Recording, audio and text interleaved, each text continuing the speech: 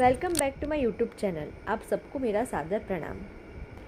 अब हम चौथी रोचक कथा सुनने जा रहे हैं, तो मेरे इस वीडियो को अंत तक ज़रूर सुनिए। अगर आपको ये मेरा वीडियो पसंद आए तो जल्दी से मेरे चैनल को सब्सक्राइब कीजिए, लाइक कीजिए और शेयर कीजिए। वैताल पुनः राजा से बोले, राजन, प्राचीन काल में रमणीय पूना नगर में धर्मवल्लभ नाम का एक राजा राज्य करता था। उसका मंत्री सत्यप्रकाश था। मंत्री की स्त्री का नाम लक्ष्मी था। एक बार राजा धर्मवल्लभ ने मंत्री से कहा, मंत्रीवर, आनंद के कितने भेद हैं, यह मुझे बतलाओ।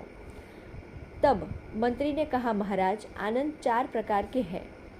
ब्रह्मचर्य आश्रम का आनंद जो ब्रह्मानंद है वह श्रेष्ठ है। दूसरा, गृहस्थाश्रम का विषयानंद मध्यम है। तीसरा, वानप्रस्थाश्रम का धर्मानंद सामान्य है। और चौथा, संन्यास में जो शिवानंद की प्राप्ति है वह आनंद उत्तमोत्तम है। राजन, इनमें गृहस्थाश्रम का विषय आनंद स्त्री प्रधान है, क्योंकि गृहस्थाश्रम में स्त्री के बिना सुख नहीं मिलता। यह सुनकर राजा अपने अनुकूल धर्मपरायणा पत्नी प्राप्त करने के लिए अन्य देश में चला गया, किंतु उसे मनो अनुकूल पत्नी नहीं प्राप्त हुई। तब उसने अपने मंत्री से कहा, मेरे अनुरूप कोई स्त्री ढूंढो। यह सुनकर मंत्री विभिन्न देशों में गए, पर जब कहीं भी उसे राजा की योग्य स्त्री नहीं मिली तो वह सिंधु देश में आकर समुद्र की ओर बढ़े। सभी तीर्थों में श्रेष्ठ सिंधु को देखकर वह प्रसन्न हुए। मंत्री सत्यप्रकाश ने समुद्र से इस प्रकार प्रार्थना की, सभी रत्नों के आल्य सिंधु देश के स्वामी, आपको नमस्कार है। शरणागत वत्सल, मैं आपकी शरण में आया हूँ। गंगा आदि नदियों के स्वामी जलाधीश, आपको नमस्कार है। मेरे राजा के लिए आप उत्तम स्त्री रत्न प्रदान करें। यदि ऐसा आप नहीं करेंगे तो मैं अपने प्राण यही दे दूंगा।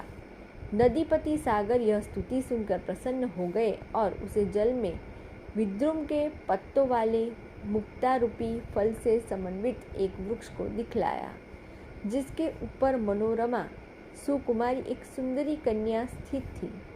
पर कुछ ही क्षणों में देखते ही देखते वह कन्या वृक्ष सहित पुनः जल में लीन हो गई। यह देखकर अतिशय आश्चर्यचकित होकर मंत्री सत्यप्रकाश पुनः राजा के पास लौट गए और उन्होंने सारी बातें राजा को सुनाई। पुनः दोनों समुद्र के किनारे आए। राजा ने भी मंत्री के समान ही कन्या को वृक्ष पर बैठा देखा और राजा के देखते ही वह कन्या पूर्ववत जल में प्रविष्ट हो गई। इस अद्भुत दृश्य को देखकर राजा भी समुद्र में प्रविष्ट हो गए तथा उसी कन्या के साथ पाताल में पहुंच गए और मंत्री वापस लौट आए। राजा ने कहा, वरानने, मैं तुम्हारे लिए यहाँ आया हूँ, गंधर्व विवाह से मुझे प्राप्त करो। उसने हंसकर कहा, नृपश्रेष्ठ, जब कृष्ण पक्ष की चतुर्दशी तिथि आएगी तब मैं देवी मंदिर में आकर तुम्हें मिलूंगी। राजा लौट आए और पुनः कृष्ण चतुर्दशी के दिन हाथ में तलवार लेकर देवी के मंदिर में गए। वह कन्या राजा के पूर्व ही मंदिर में पहुंच चुकी थी। उसी समय बकवाहन नाम के एक राक्षस ने आकर उस कन्या का स्पर्श किया।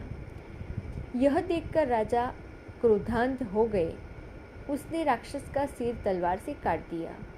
पुनः उस कन्या से कहा, भामिनी, तुम सत्य बताओ, यह कौन था और यह कैसे आया? उसने कहा, राजन, मैं विद्याधर की कन्या हूँ। मेरा नाम मदवती है। मैं पिताजी की प्रिय कन्या हूँ। एक बार मैं किसी समय वन में गई थी और भोजन के समय पिता माता के पास घर में नहीं पहुँच सकी थी। मेरे पिताजी ने ध्यान के द्वारा सारा वृत्तांत जान लिया। उन्होंने मुझे शाप दे दिया कि मदवती, कृष्ण चतुर्दशी को तुमको राक्षस ग्रहण करेगा। जब मुझे शाप की बात मालूम हुई तब मैंने रोते हुए पिताजी से पूछा कि देव, मेरी इस शाप से कैसे मुक्ति मुझे मिल सकती है? तब उन्होंने कहा, पुत्री, जब कृष्ण चतुर्दशी को कोई राजा तुम्हारा वरण करेगा तब तुम्हारे शाप की निवृत्ति हो जाएगी। मदवती ने कहा, राजन, आपके अनुग्रह से आज मैं शाप से मुक्त हो गई हूँ। आपकी आज्ञा पाकर अब मैं अपने पिता के घर जाना चाहती हूँ। यह सुनकर राजा ने कहा, तुम मेरे साथ मेरे घर चलो, इसके बाद मैं तुम्हें तुम्हारे पिता के पास ले चलूँगा। वह राजा की बात मानकर राजा के महल में आ गई और राजा से उसका विवाह हो गया। उस राजा के नगर में महान उत्सव हुआ। मंत्री ने देखा कि राजा के साथ एक दिव्य कन्या भी आई है। कुछ दिनों बाद मंत्री एकाएक मृत्यु को प्राप्त हो गया। तब वैताल ने पूछा, राजन बताओ, उस मंत्री के मरने में क्या कारण है, क्या रहस्य है? राजा विक्रम ने कहा, मंत्री सत्यप्रकाश राजा का मित्र और प्रजा का परम हितैषी था। उसके ही समुद्योग से राजा को श्रेष्ठ मदवती नाम की विद्याधर कन्या रानी के रूप में प्राप्त हुई थी। किंतु मदवती के साथ विवाह के बाद मंत्री सत्यप्रकाश ने देखा कि राजा मदवती को पाकर विलासी होते जा रहे हैं और राज्य एवं प्रजा की उपेक्षा करने लगे हैं।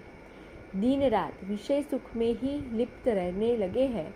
यह देखकर उसने समझ लिया कि अब शीघ्र ही इस राज्य का विनाश होने वाला है, क्योंकि जब राजा विषयी एवं स्वार्थी बन जाता है तब राज्य का नाश अवश्य होता है। ऐसी स्थिति में मेरी मंत्रणाएं भी व्यर्थ सिद्ध होगी। अतः राज्य के विनाश को मैं अपनी आंखों से न देख सकूं, इसलिए पहले ही मैं अपने प्राणों का उत्सर्ग कर देना चाहता हूँ। वैताल यही समझकर मंत्री सत्यप्रकाश ने अपने प्राणों का परित्याग कर दिया। तो इसी के साथ हमारी ये रोचक कथा विषयी राजा राज्य के विनाश का कारण बनता है यहाँ पर समाप्त होती है। नमस्कार, मेरी चैनल को जल्दी से सब्सक्राइब कीजिए।